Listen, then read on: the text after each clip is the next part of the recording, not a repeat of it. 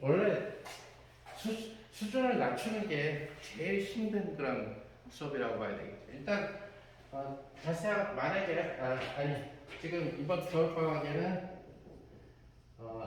역학을 베이스로 하는 그래서 물리과에서 사라진 과목들이지만 도움을 줄 수 있을 것 같아요. 그래서 아마 유체역학, 그 다음에 브라운 운동, 파동, 이제 파동에서부터 지금 얘기하는 솔리톤 같은 경우는 잘 알다시피 이 쓰나미 같은 경우가 되게 일반적으로 허물어지지 않는 파동들 같은 경우. 사실 이제 파동을 어디에다 적용시키느냐에 따라 지금 금년에 노벨상을 받은 사람 봐봐. 일본 노벨 물리학상 받은 그 사람 양자 하나도 몰라. 그래서 전혀 몰라. 양자 몰라. 그런데 노벨 물리학상을 받았죠. 뭘로 받았느냐? 결국 역학으로 받은 거야. 역학하고 열역학하고 통계물리. 양자 몰라. 지구 온난화 과정에 대한 미래 온도 예측에 대한 걸로 노벨 물리학상을 받았는데 거기 양자 안 들어가. 지구 온난화에. 그리고 그 사람 논문을 봐도 일본 사람 말하는 거예요 지금. 뒤에 그 3명 중에서 파리시 같은 경우 양자도 엄청 잘하고 첫 번째로 받은 국적은 미국인인데 일본 사람이죠. 그 사람은 빨리 물리과에서 박사학위를 받고 빨리 딴 길을 샜어. 그래서 물리적인 방법을 이용을 해서 야 이걸 갖고 기후과학이나 지구과학을 하면 대박이겠다라는 생각을 가지고 있죠. 실제로 보면 그 사람은 지구과학과 교수예요, 그죠? 물리학과 교수가 아니라 기후연구소 소장인가 그럴 거예요. 그런 좀 그러니까 수학적인 수리물리적인 모델링을 어느 분야에다가 하느냐에 따라서 사실은 물리에서 나갈 수 있는 길은 굉장히 많다는 얘기가 돼요. 그래서 유체 같은 경우는 여러분들 알다시피 사실은 기계공학과가 제일 많이 하고 있는 거예요. 사실은 유체 같은 경우는 공대에서 기계공학과라든가 아니면 토목공학과 이런 애들이 유체들을 굉장히 많이 하죠. 또는 비행기도 유체랑 관련되게 되겠죠. 유체 지방하고 관련되는 거 또는 조선공학도 마찬가지고 유체랑 관련되는 이 바닷물 같은 경우도 또 표면에서 이루어지는 파동하고 중간 깊이하고 그 다음에 밑에 암초가 많은 곳들하고의 그 상황은 상당히 달라진다는 얘기죠. 그러니까 유체 쪽 같은 경우는 우리가 주로 공부하는 역학이나 전자기처럼 깔끔하게 나오는 게 아니라 잘못할 때는 소용돌이, 보텍스가 만들어지죠. 그죠? 이런 로테이션하게 빙글빙글 도는 이런 형태. 유체에서는 유체역학에서만 일어날 수 있는 일이죠. 전자기에서는 그런 일이 없지. 전기장이 갑자기 이렇게 빙글빙글 돌아간다라든가 이런 일이 할 수 있는데 유체에서는 이런 일이 생긴다. 파동, 솔루션, 그 다음에 흔히 얘기하는 이제 확산이 되겠죠. 그래서 디퓨전, 확산도 굉장히 재미난 모형이라는 얘기. 이런 모형들은 사실은 브라운 운동이 됐든 뭐가 됐든 다 유체역학이 됐든 이 과정에서 양자는 사용되지 않아요. 그래서 역학의 기본 개념과 그 다음에 새로 배워야 되는 기본 개념. 그래서 불확정성을 이루어가도록 한다는 얘기예요. 대신에 약간의 수리물리가 어쨌든 물리기 때문에 여러분들이 공부했었던 수리물리가 아마 엠버블 되면 이런 타입이고 어떨 때는 여러분들 보아스 책에서 보지 못한 수리물리가 등장할 수도 있다는 얘기가 되겠죠. 그래서 파동 같은 경우는 잘 알다시피 여러분들이 프리의 구수를 복습을 할 수 있는 기회가 될 거고 그러나 허기에스 원리가 만족 안 하는 솔리톤 같은 경우 파동은 프리의 구수가 안 된다는 얘기. 자, 그 얘기는 좀 상황이 달라질 수 있을 것 같고 어쨌든 시간과 날짜는 나중에 이메일로 내가 알려주게 될 거고 이번 같은 경우에는 강의 플러스 아무거나 발표하고 싶은 사람들 엉뚱 발표 이그 노벨상처럼 그렇다고 무슨 두 사람이 사랑을 하는데 사랑자가 너무 많이 나와가지고 둘은 상호작용을 하고 있다든가 이거 재밌긴 재밌는데 물리는 좀 아니죠. 근데 재밌을 수는 있어요. 그런 것들이 물리는 아니에요. 옛날에 초창기에 이그 노벨상은 약간 그런 장난기 있는 것들로 줬었어요. 근데 지금 이그 노벨상은 좀 장난기가 좀 많이 빠지고 실수형을 해서 이제 우리가 착각하고 있는 것들, 예를 들어서 착각하고 있는 것들, 우리가 뭐 삶은 계란과 날계란을 갖다가 구별하는 법으로 흔히 얘기하는 것이 덩치 역학에서 배웠던 것처럼 속이 꽉 찬 삶은 계란이 더 잘 부르니까 빨리 떨어지는, 실제 굴려보면 날계란이 더 빨리 떨어져요. 비타민에서 굴려보면. 그럼 날계란을 갖다가 활로 그러니까 속이 텅 빈 걸로 잡을 수 있느냐? 아니라는 얘기죠. 그 속에 유체가 있다는 거죠. 아직 굳지 않은 유체들. 노른자도 유체 상태로 있는데 조금 질긴 유체죠. 좀 점성 유체가 될 거고, 밖에 있는 흰자 같은 경우도 노른자에 붙어 있는데 걔도 점성이 있는 유체인데 노른자보다 점성이 더 낮겠죠. 그 유체들이 파도처럼 쳐주기 때문에 실제 시도를 보면 삶은 계란이 더 먼저 붙어요. 그래서 흔히들 많이 잘못 비유하는 것처럼 같은 질량, 같은 반지름을 갖고 그런 건 정확하게 그 모델로 만들어야 돼요. 탁구공과 당구공을 비교하는 것은 의미가 없어요. 왜? 둘의 질량이 다르니까. 질량이 다르고 반지름. 그러니까 똑같은 재질을 똑같은 놈으로 반지름은 같고 질량 같게 만들어야 돼요. 그러려면 결국 뭐가 돼야 되냐? 만약에 속을 비게 만들려면은 사이드 표면을 갖다가 굉장히 밀도가 큰 놈으로 만들어줘야 된다는 거예요. 속을 채우려면 밀도가 작은 놈으로 만들어줘야 돼요. 그렇게 해서 실험을 해야지만 그러면 속이 꽉 찬 놈이 더 빨리 내려온다. 경사면은 그렇게 된다는 거예요. 그 계란과 같은 경우에는 달라진다는 얘기예요. 실제로 보게 되면은 이제 유치역학 같은 경우는 다 바람하고 관련되거나 뭐 이런 거랑 관련되니까 응용 범위가 굉장히 높은데 전에 얘기한 것처럼 소위 얘기하는 10억이 걸려 있는 문제죠. 유치역학은 소위 나비어-스토크스 이퀘이션이라고 하는 누구든지 풀기만 하면 10억을 주겠다라고 하는 그 돈이 걸려 있는 문제인데 아마 겨울방학에 나비어-스토크스 이퀘이션까지는 갈 수 있을 것 같아요. 유치역학과.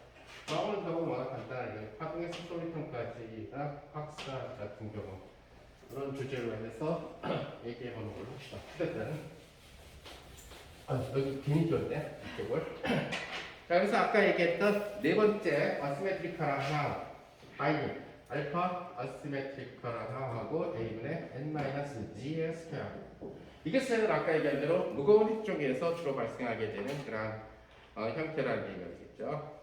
그래서 중성자나 여기에서의 중요한 과정은 이건 과정은 일단 양성자의 질량하고 그때 본 것처럼 양성자의 질량하고 중성자 질량이 거의 비슷하다 라는 가정을 보고 이 과정이고 그 다음에 이제 이용해야 되는 사실은 양성자나 중성자는 페르미온이다. 양성자나 중성자가 페르미온이라고 하는 사실은 바로 파울리 베타 원리를 만족한다는 얘기입니다. 파울리 베타 원리를 만족하게 되는 이러한 입자들이라는 거죠. 그래서 파울리 베타 원리, 내가 흔히 비유하는 파울리 호텔이라는 얘기가 되겠죠. 한 층에 하나의 침대들밖에 없는 한 호실밖에 없고 스핀 업다운만 함께 잘 수 있는 거죠. 스핀 어버브가 지할 수가 없고, 그러니까 한 층에 최대 2개까지 지어줄 수 있는 거죠. 한 그것도 업다운으로 나뉘어서 업과 업다운으로 나뉜 것만 같이 입실할 수 있는 이런 형태로 얘기하는. 자, 그 다음에 여러 번 가정이 못 이용하는 운동 에너지의 증가는 결국 포텐셜 에너지의 감소가 된다는 거죠. 이 사실입니다. 그래서 운동 에너지가 플러스로 만약에 증가가 됐다면 우리가 사실 물리학에서는 그 증가라는 표현보다 변화라는 표현을 더 많이 쓰는데 그래서 플러스 변화냐 마이너스 변화냐 이런 식으로 얘기하는 거죠. 그래서 우리가 속도가 줄어들어도 가속도라고 얘기하지 않겠죠. 일반적으로. 그래서 일반인들은 지금 브레이크 밟아서 속도가 줄어드는데 무슨 가속도가 생겼냐고 이렇게 얘기하는 사람들 굉장히 많아요. 그러니까 가속도 그러면 그냥 엑셀 밟아서 꽝 해가지고 옆차 추월하는 거 그것만 알고 있는 사람들이 많다는 거죠. 속도가 변하면 가속도인데 그렇게까지 알고 있는 사람 많지 않다는 거죠. 일반인들 중에서. 자, 그래서 운동 에너지가 증가하면 포텐셜 에너지가 감소한다. 그래서 만약에 플러스로 증가했다면 포텐셜 에너지 마이너스 사인을 얻어야 된다는 사실.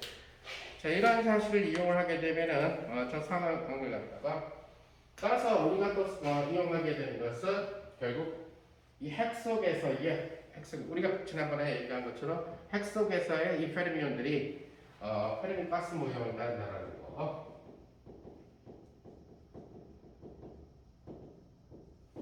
페르미 가스 모형을 따른다는 얘기는 결국 에너지가 운동 에너지가 결국 E n분의 P 스퀘어 이런 식으로.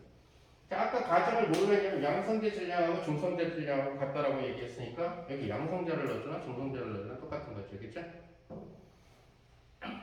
자, 그래서 우리가 지난번 고체물리 맛보기에서 얘기했었던 페르미 가스 모형에 대한 공식들을 조금만 활용을 해보면은, 자, 이것은 어제 수업을 했으니까 만약에 여기 에너지까지 어떤 에너지까지, 자, 이러한 에너지는 뭐에 의해서 결정되냐면은 바로 얘네들은 페르미 가스 모형이라는 얘기는 자유 페르미온 모형이죠. 우리는 그때는 전자를 다뤘으니까 자유 전자라고 얘기를 했지만 전자도 페르미온이고 양성자도 페르미온이고 중성자도 페르미온이니까 그냥 자유 페르미온이라고 해요. 자, 그러면은 여기 에너지는 바로 En분의 P 스퀘어 이런 식으로 될 거고, 그 다음에 그러니까 이런 자유 페르미온 모형은 운동 에너지만 있는 거죠, 그죠? 상호작용이 없으니까 그때 얘기한 것처럼 En분의 P 제곱만 있는 거죠. 그럼 여기에 있는 페르미온의 수, 요 속에 있는 페르미온의 수, 이것은 N이라고 하면은 이것은 결국 에너지 E까지의 있는 페르미온의 수가 됩니다. 자, 이것은 지난번에 우리가 수업에서 했던 부피를 V라고 했을 때에 EME하고 그 다음에 하버 스퀘어하고 그 다음에 2분의 3승 이런 식으로 나와줬다는 것을 우리가 알 수가 있다는 거죠. 자, 근데 여기서 보게 되면은 바로 EME라고 하는 친구가 P 스퀘어니까 여기다 집어넣어주면 결국 N이라는 친구는 V 나누기 3파이하고 요게 P 스퀘어니까 얘가 P 3승이 되고 하바의 3승 이러한 형태로 주어졌다. 자, 이 개수 귀찮으니까 그냥 C에 P의 3승 이렇게 씁시다. 자, 한 번 더 미분 한다는 식으로 씁시다. 자, 그러면 결국 뭐가 되면 dn dp 얘를 P로 미분을 해보면은 3파이분의 V하고 하바 3승하고 3배 P의 제곱 이런 식으로 나온다는 것을 알 수가 있죠, 그렇죠? 자, 이 개수 이것을 그냥 C라고 써봅시다. 자, 그러면 자, 핵자당 운동 에너지를 핵자당 운동 에너지를 갖다 계산해 봅시다. 자, 그러면 고체 물리는 결국 뭘 사용하는 거냐면 파울 메타버리를 사용했다든가 이런 얘기들은 전부 다 뭐냐면 양자역학을 다 사용했다는 얘기거든요. 그래서 기대값으로 계산을 해줘야 되겠지, 그죠? 그래서 운동 에너지. 이것은 뭐냐면은 결국 0부터 어디까지 채워질 수 있냐면 페르미 에너지까지 채워질 수 있죠, 그죠? 페르미 에너지까지 채워질 수 있죠. 그래서 결국 dn이라고 하는 친구를 갖다가 적분해 줘야 될 거고, 그 다음에 0에서 2f까지 에너지 곱하기 dn 이렇게 되죠. 요거를 쉽게 얘기하면 뭐라는 총 학생수라고 생각해 주면 되는 거고, 요건 2라고 하는 성적을 갖고 있는 학생수, 그죠? 이렇게 해가지고 여러분들이 계산을 해줘야 돼요. 자, 이것은 여기를 dn, dp 한 다음에 dp 이렇게 적분을 해줘도 되는데, 이렇게 되면 p에 대해서 적분할 거니까 p의 끝자락은 어디가 되냐면 pf가 되겠죠, 그죠? 여기도 역시 마찬가지로 dn, dp로 해주고 dp를 해주면 여기가 에너지에 대한 적분이 아니라 P에 대한 적분이니까 PF가 되겠죠. 페르미 운동량이 되겠죠. 그죠? 바로 페르미 운동량은 바로 페르미 에너지일 때의 운동량이니까 이 M분의 페르미 운동량의 스퀘어 이런 식으로 주어지게 거라는 사실을 알 수가 있다. 자, 그러면 우리가 고체 파트에서 했던 내용들을 여기다 집어넣어주면 0에서 PF까지 dnDP는 C의 어떤 P제곱 dP 이렇게 모습으로 변하게 될 거고, 그 다음에 0에서 pf까지 에너지는 어떻게 변해요? 2n분의 p제곱으로 변하고 얘는 어떤 상수 곱하기 p제곱하고 dp. 그래서 내가 이제 귀찮은 것을 그냥 c라고 둔 거예요. 약분될 거기 때문에. 그래서 이 귀찮은 c가 다 약분된다는 사실을 알 수 있어요.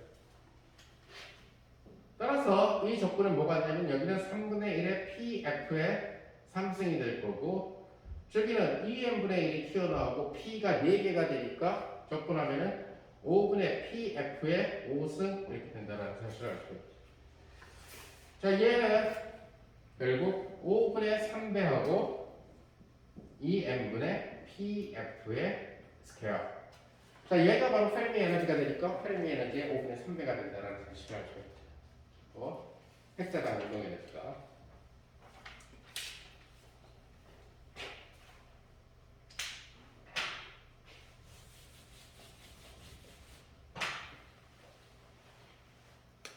자, 근데 우리가 앞선 수업에서 고체 쪽 수업에서 바로 페르미 에너지를 계산을 했었어요. 어떻게 계산했냐면은 부피분의 자 그때는 우리가 컨덕션 밴드의 부피였죠, 그죠? 애들이 차지하고 있는. 하지만 지금 여기에서는 전자가 아니라 누구냐면 핵자들이에요. 그러니까 이 여기서 얘기하는 이 부피는 핵의 부피가 되겠죠. 여기서 핵자가 핵 속에 있지, 딴 데 있는 건 아니니까 핵이라고 하는 1패된 공 속에 있는 거죠. 6파이 제곱의 하바 3승의 n의 결국 3분의 1. 요거는 페르미온 개수예요.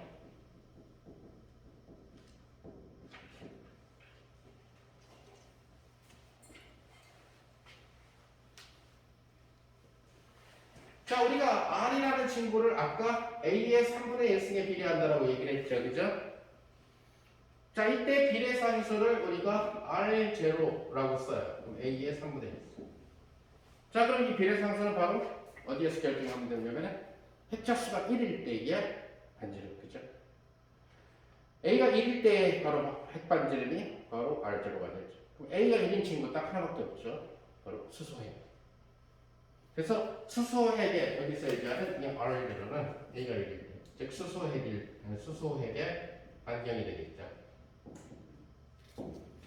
이 수소핵의 반경은 일반적으로 1.25인가?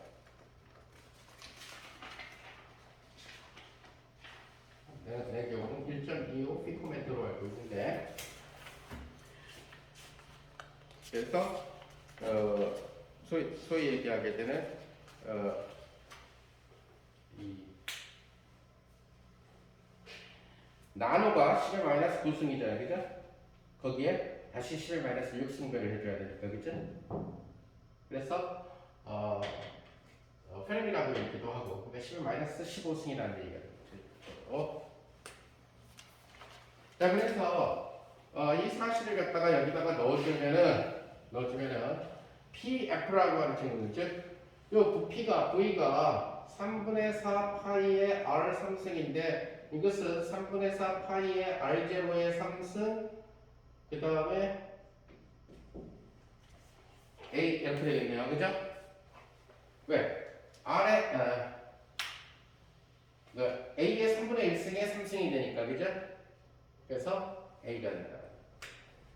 따라서 얘는 A에 비례하고, 그래서 이 PF를 써보면 결국 R0분의 하버하고 9파이 N하고 나누기 4A의 3분의 1승 이런 형태로 주어진다는 것을 여러분들이 알수 있습니다.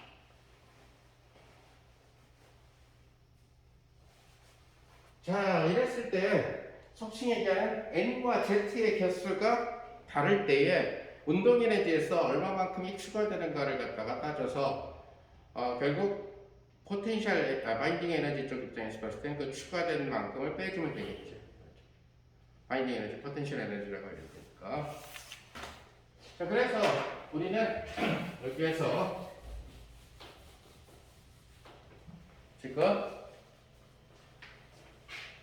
N개의 양성자와 그 다음에 N개의 중성자와 Z개의 양성자에 의한 총 운동 에너지를 계산해 보자. 자, 지금 이거 구한 것은 기대값으로 구한 것이니까 결국 핵자 하나당의 에너지가 되는 거죠, 그죠? 핵자 하나당의 평균 운동 에너지가 되는 거죠, 그죠? 자, 그러니까 이것은 뭐가 되냐면 결국 n개의 결국 저 2를 쓸 건데, 누구에 대한 거? 중성자에 대한 거. 그 다음에 핵자 하나당, 핵자가 두 종류예요. 얘는 양성자라는 핵종에 대한 핵자 하나당, 양성자 하나당의 평균 운동 에너지에다가 양성자의 개수를, 그죠? 해주면은 총 에너지가 나온다는 것을 우리가 알 수가 있습니다. 자, 여기에서 이 공식에서 출발 들기 전에 이것은 바로 뭐냐면 채워져 있는 페르미온의 개수죠, 그죠? 자, 그러니까 우리가 중성자에 대해서 PF를 계산을 할 때는 중성자에 대해서 PF를 계산할 때는 여기다 뭘 써야 돼? 중성자 수를 쓰면 되는 거죠, 그죠? 근데 만약에 양성자에 대해서 PF를 쓸 때에는 양성자의 개수를 써야 되겠죠, Z를. 양성자의 개수가 Z니까. 자, 그러니까 뭐가 되냐면은 여기는 N배하고 저쪽에 5분의 3하고 2m이 있으니까 10n분의 3이네요.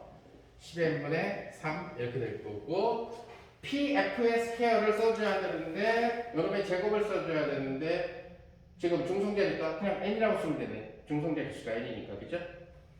그러니까 R0의 분의 파바 9파이 n 오버 4a의 3분의 1승의 제곱. 그 다음에 양성자는 Z개가 있는데 양성자 하나당의 에너지는 10n분의 3. 요거 스몰 m은 다 양성자하고 중성자 질량이 같다라고 가정을 했죠, 그죠?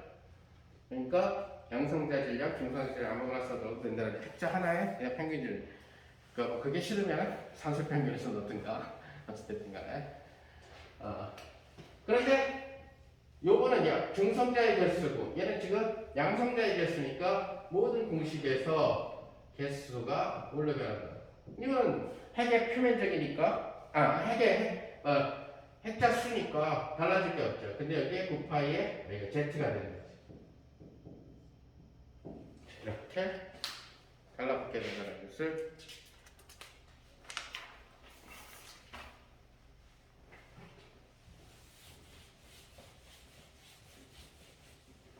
자, 그래서 N개의 중성자와 Z개의 그 양성자가 만드는 핵에서의 총 운동 에너지는 그리고 이런 형태로 여기서 공통인자를 빼내고 써주면은 그리고 10m R0의 스퀘어 3하바 스퀘어하고 그 다음에 4분의 9파이의 3분의 2승 이런 식으로 될 거고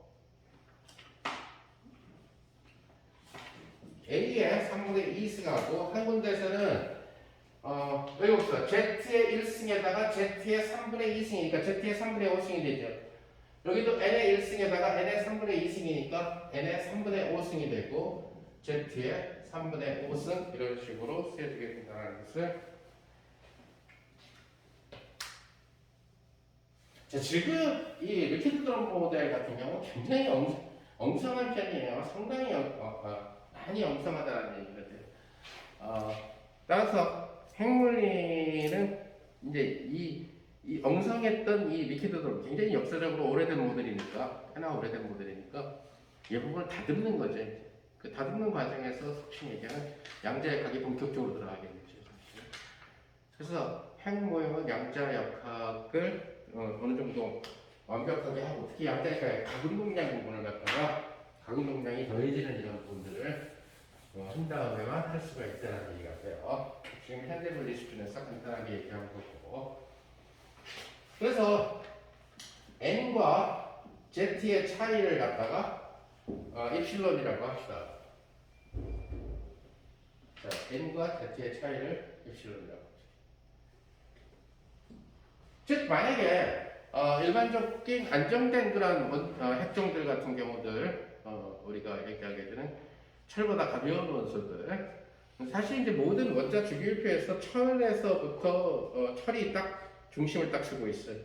철보다 가볍냐, 철보다 무겁냐 식으로. 철은 굉장히 안정된 원소예요. 사실은. 그래서 더 이상의 방사선 붕괴를 하지 않는 그런 마지막 고루라는 거예요.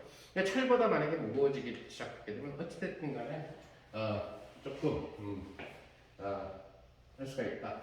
자 그러니까 그러니까 가벼운 원소들 같은 경우는 주로 N하고 G하고 같으니까 입실론이 0이 되는 그런 케이스가 되겠지만은 만약에 무거운 원소의 경우에는 중성자가 양성자보다 많으니까 결국 이만큼의 차이가 생기는. 그 다음에 N 더하기 G라고 하는 친구는 바로 핵자수 A가 되겠죠. 자, 이 식은 2를 갖다가 N이라는 친구를 어떻게 나타낼 수 있냐면 2를 더해서 2로 나누면 A 더하기 입실론 이렇게 나타낼 수가 있을 거고, 그죠? 마찬가지로 Z는 2를 빼가지고 2로 나누면 되니까 2분의 1에 A 마이너스 입실론. 자, 이러한 형태로 써줄 수가 있다는 것을 알 수가 있죠. 자, 사실은 입실론이라는 값은 작은 값은 아니죠. 입실론은 작은 값은 아닌데, 예를 들어서 여러분들이 92번 우라늄 238의 경우를 살펴보게 되면은 결국 S는 요새 안 된다. Z는 92고 N은 146인가 맞아? 8, 3 맞죠? 그죠? 다 맞으면 맞는 거네. 그래서 이 경우에 입실론이라고 하는 친구는 뭐가 되냐면 n-z니까 또 뺄셈이네. 54? 54 맞죠? 54 맞나? 맞죠? 그래서 입실론은 그러니까 입실론은 무지무지 큰 수예요, 그죠? 우라늄만 보더라도. 자, 입실론은 무지무지 큰 수인데 나중에 얘네들을 집어넣어가지고 익스펜드 시키게 되면은 입실론의 항이 뭘로 나타나게 되냐면은 다 핵자수분의 입실론 이렇게 나타나게 돼요. 근데 핵자수가 우라늄이 몇 개죠? 238개가. 그곳에 54가 된다는 거예요. 그죠?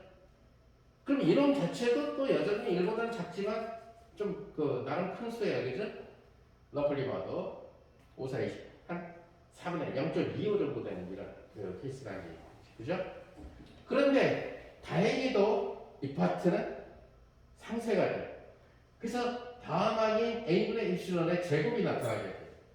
근데 A분의 입실론의 제곱은 238분의 54의 스퀘어가 되니까 0.1대로 떨어진다는 얘기. 다른 항들의 10분의 1로 떨어지게 된다는 얘기죠. 그렇죠? 그래서 이 정도만 붙여주면 그 다음에 나타나는 항은 3승항이 아니라 또 4승항이에요. 그럼 4승항은 0.00001이 된다는 거죠. 그래서 이 정도까지만 보정치를 넣어주면 된다는 거예요. 자, 그 얘기는 일단 이 친구를 이러한 박스로 해서 이 친구를 계산을 해봅시다. 그러면 얘를 계산하기 위해서 A라고 놓고 계산을 해봅시다. 그래서 이 A라고 하는 친구는 A에 2 over 3분의 1하고 N이라는 친구가 있으니까 2분의 1배의 3분의 5승 그 다음에 A 플러스 입실론의 3분의 5승 플러스 2분의 1의 3분의 5승 그 다음에 A 마이너스 입실론의 3분의 5승이죠. 자, 일단 모든 테일러 전개는 1 플러스 something에 대해서 테일러 전개가 되는 거죠. 그죠? 그러니까 테일러 전개는 A 플러스 입실론에 대해서 테일러 전개가 되는 게 아니라 1 플러스 네모의 알파승이 테일러 전개가 되는 거죠. 그죠? 자, 이러한 테일러 전개는 1 플러스 알파 네모 더하기 2 팩토리얼분의 알파 마이너스 1의 네모 스퀘어 이렇게 근사가 되죠.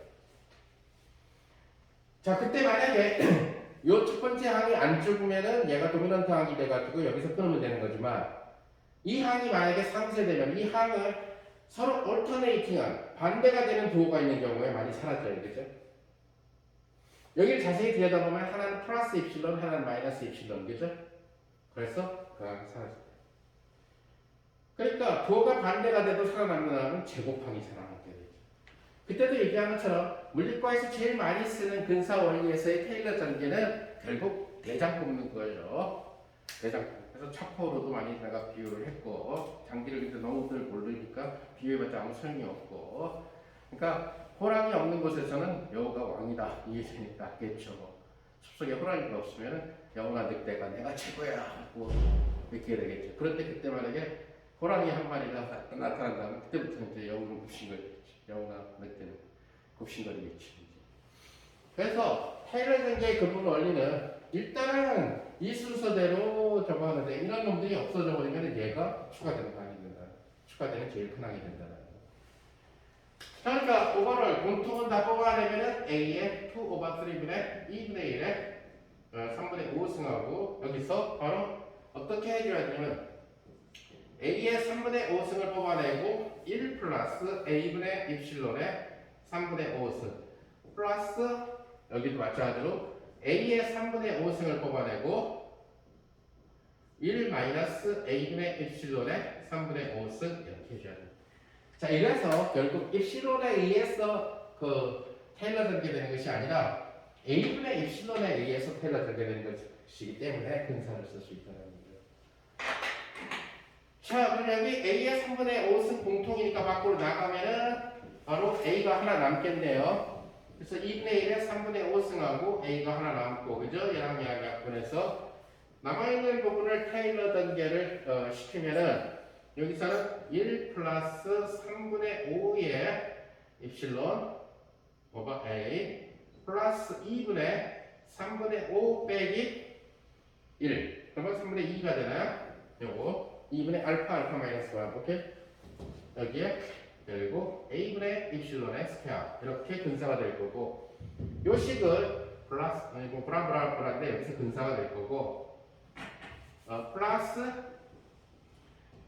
1 마이너스 3분의 5의 A분의 입실론 이렇게 되겠죠? 그 다음 플러스 2분의 3분의 5의 3분의 2배의 제곱일 때는 마이너스가 있어도 똑같이 A분의 입실론의 스퀘어 브라브라 이렇게 나타납니다. 그럼 요거는 뭐가 되냐면 그냥 N하고 Z하고 같을 때 그죠? 당연히 나타났어야 되는 옛날에 항이 되는 거고 요 항은 사라지고 요것이 N과 Z의 차이 때문에 나타나게 되는 항이다. 오케이? 그래서 모든 것을 정리해서 최종 결과를 써져 보면은 이 형태가 어떻게 하면 바로 여기 나와 있는 이 입실론은 결국 N 빼기 Z죠. Z가 더 큰 원소는 없어요. N이 더 크지, 그죠? 즉 양성자가 더 많은 원소 뭘 있죠? 사실 아래쪽에서는 일반적으로. 근데 그런 것들은 관심 대상이 아니라는 얘기가 돼요. 예를 들어서 헬륨3 같은 경우가 Z가 더 크죠. N보다. 근데 헬륨3 같은 경우는 결국 헬륨의 동위 원소인데 Z는 2개, 그죠? 양성자 2개. 그 다음에 원자량이 3이 나와야 되니까 중성자 하나, 오케이? 근데 그럼 헬륨3는 딴 쪽의 연구 모델이지 핵물리의 연구 모델은 아니라는 게 그때 얘기한 스퍼프루이드, 초유동성이라든가 이런 쪽에서의 대상이지 핵물리라는 사람들이 헬륨이니 리튬, 헤비니 이런 거 갖고 주로 연구하지 않는다는 거예요. 그러니까 헤비, 뭐 나도 핵물리 전공자는 아니기 때문에 더 물어봐야 되겠지만은 아마 무거운 핵들이 관심사인 걸로 알고 있어요. 그래서 이 최종 결과를 다 넣어주면은 10mR0의 제곱 3파바 스퀘어 4분의 9파이의 3분의 2승 2분의 1의 3분의 2의 핵자수 1 플러스 9분의 5의 A 제곱분의 n-z의 스퀘어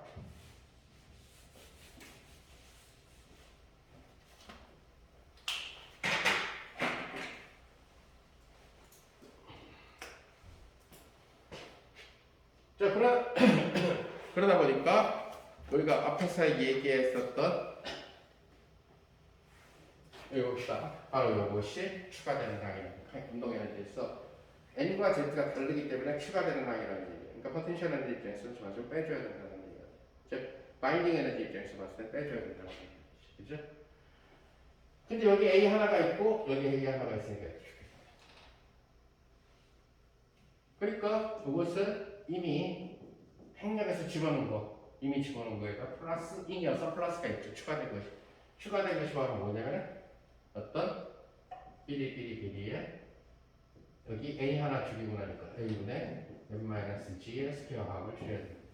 운동에서 추가된 합이니까 포텐셜 에너지는 이만큼을 빼줘야 되겠죠. 그죠? 그래서 그것이 바로 어시메트릭 텀이 된다는 거예요.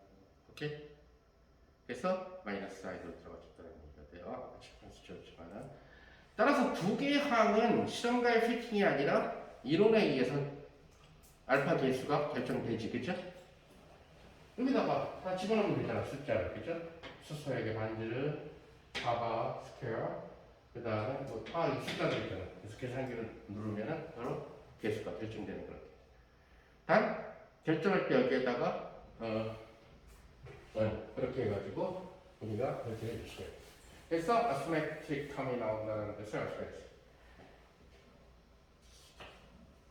자, 그렇게 나오게 되고, 자, 이렇게 한 후에 핵물리는 묘한 아직까지도 그 해결되지 않은 그 묘한 것들이 있어요. 예를 들어서 혹시 아마 여자로서 두 번째로 노벨 물리학상을 받은 마이어의 핵의 마법수라고 하는 아주 그 기묘한 미스터리가 있는데, 물론 마법수의 실험적인 발견으로 노벨상을 주긴 했는데 이론은 아직까지 안 났다는 얘기예요. 그러니까 핵자수가 두 개이거나 아니면 핵자수가 8개이거나 뭐 이렇게 마법수라고 부르는 특정한 수에서 핵이 굉장한 안정성을 다른 그 핵자수보다 안정성을 보이게 된다라고 하는 그런 성질인데 그건 이론이 없어요, 결과적으로. 그래서 그것이 핵물리하는 사람들한테는 완전히 노벨상 꿈이고 이론적으로 봤을 때는. 또 하나 핵물리가 이상하게도 짝수냐 홀수냐, 즉 양성자수하고 중성자수가 짝수냐 홀수냐에 따라서 굉장히 영향을 받아요. 그러니까 실험 결과도. 그것도 역시 미스터리라는 거예요. 그래서 특히 이런 파트에서 아까 얘기한 마지막 파트에서 보여주게 되는 수익, 내가 태어링이라고 하는 델타 A, Z라고 썼던 이 파트 보정하기에서 이 파트라고 썼던 자, 이쪽에 아까 공식을 좀 다시 써놓읍시다. 다시 지웠지만 바인딩 에너지가 A, Z에 대해서 알파 V A 마이너스 알파 S A 3분의 2 마이너스 알파 C A의 3분의 1 승분의 G가 크면은 G의 제곱 마이너스 알파의 어시메트리컬한 N 마이너스 G의 스퀘어 오버 왜 델타 AG. 자, 요 마지막 항을 빼놓고 맞춰보려고 하니까 안 맞아. 하나도 잘 안 맞았거든요. 그래서 마지막 항은 소칭 얘기하는 이 1, 2, 3, 4번 항을 갖다가 각각의 핵종에 대해서 바인딩 에너지는 측정이 가능하니까 그러면 A하고 Z는 아니까 그렇다고 알파 V나 이런 것들이 핵마다 달라질 수는 없으니까 맞춰놓고 났더니 안 맞는다. 근데 안 맞는 그 이유를 찾아보게 되니까 양성자의 수의 개수랑 중성자의 개수가 짝수냐 홀수냐에 따라서 조금 묘하게 다르게 안 맞는다라는 사실을 갖다가 알아내게 된 거죠. 그래서 결국 실험적인 보정화 이것은 어떻게 주어지게 되냐면은 델타는 34의 A의 마이너스 4분의 3승항, 이것은 Z와 N이 둘 다 짝수일 때, 그 다음에 ZN 중 하나만, 자, 이게 이제 우기성이라고 얘기하는데 두 개의 수가 있으면 우기성이 크게 세 가지 경우가 생기죠. 그죠? 둘 다 짝수, 그죠? 둘 다 홀수, 하나는 짝수, 하나는 홀수, 그죠? 그래서 이렇게 보증이 필요가 없고, 그 다음에 Z와 N이 둘 다 홀수일 때는 오히려 이런 식으로 집어넣어줘야 된다고 하는 이러한 패리티 프로퍼티를 갖다가 지니게 된다는 것을 알아내게 됩니다.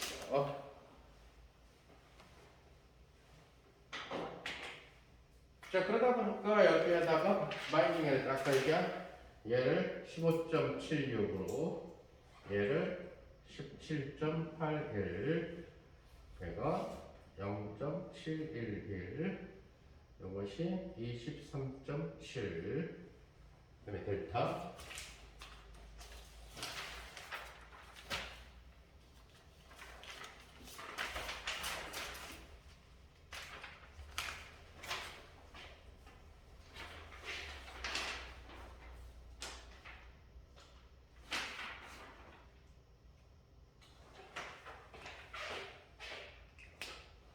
눈 좋은 사람 눈 아니 잠깐 나와봐. 요 표준 네 여기다 써줄 수 있어? 박스 너무 작게 쓰지 마. 표만 아니 그렇지 아니 이쪽 아니 조금 더 크게 그쪽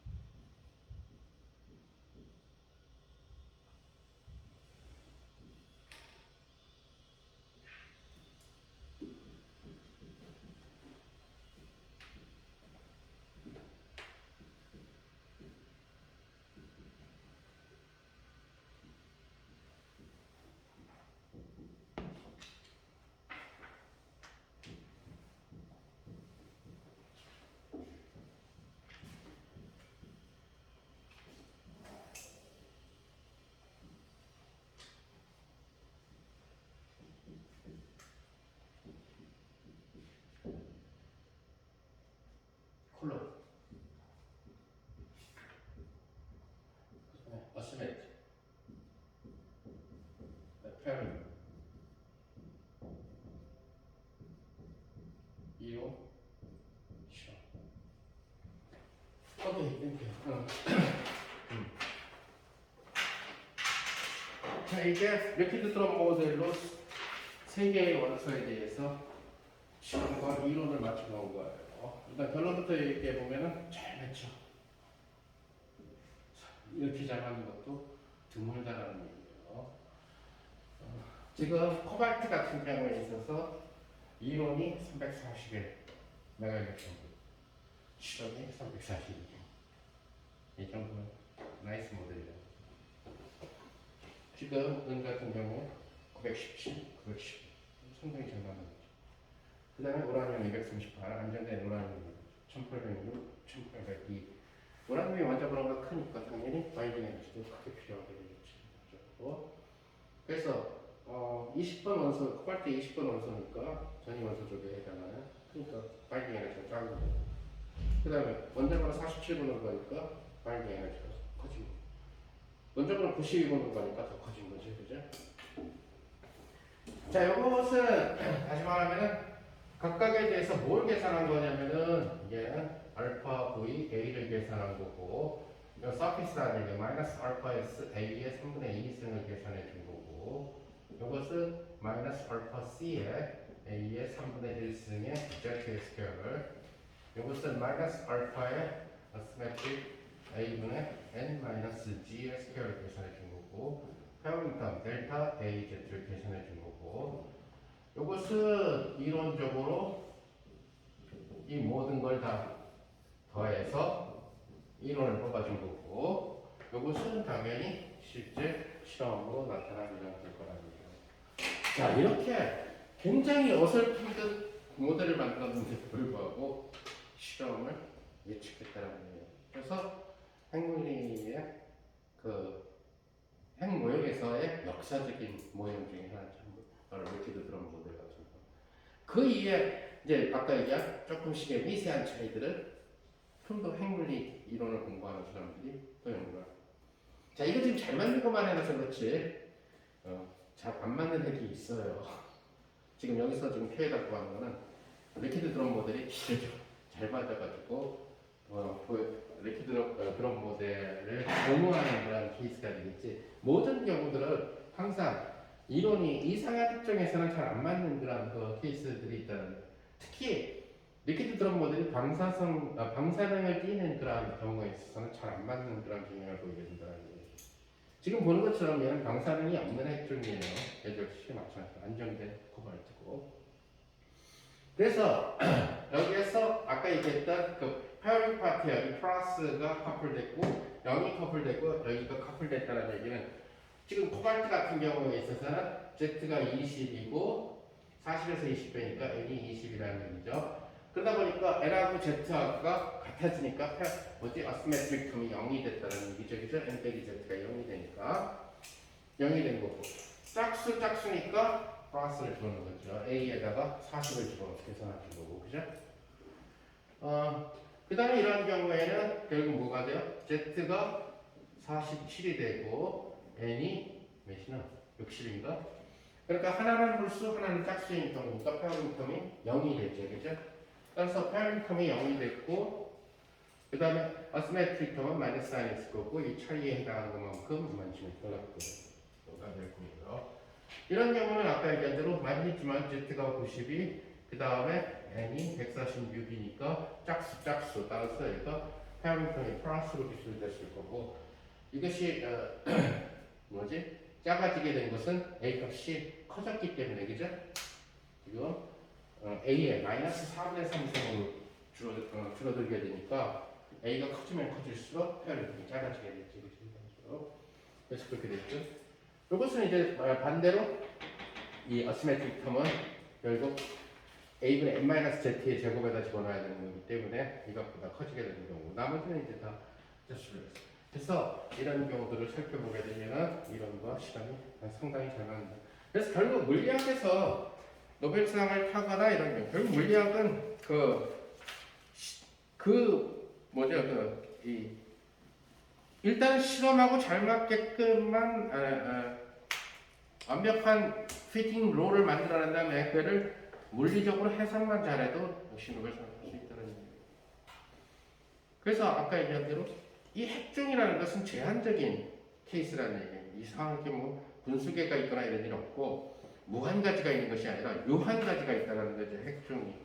근데 요한 가지가 있는데 그 중에서 상당 부분을 잘 맞추면 그것은 굉장히 큰 히트를 치게 되는 모델이 된다는 거예요. 지금 굉장히 많은 근사를 쓰고 굉장히 약간 좀 어설픈 듯하게 계산을 했는데도 불구하고 리퀴드 드럼 모델이 그 일부 이 핵종들에 대해서 상당한 효과를 보였다는 거죠.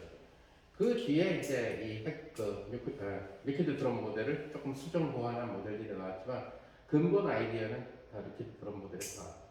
중요한 사실은 이제 핵 자체의 이 속에서 벌어지게 되는 일들은 우리가 정확한 방정식으로 풀기는 좀 힘들다는 얘기지만 굉장히 나이스한 결과가 나왔다는 생각이 있다는 거죠. 자, 이렇게 하고 다음 시간에 방사선에 대해서 얘기하도록 하겠습니다.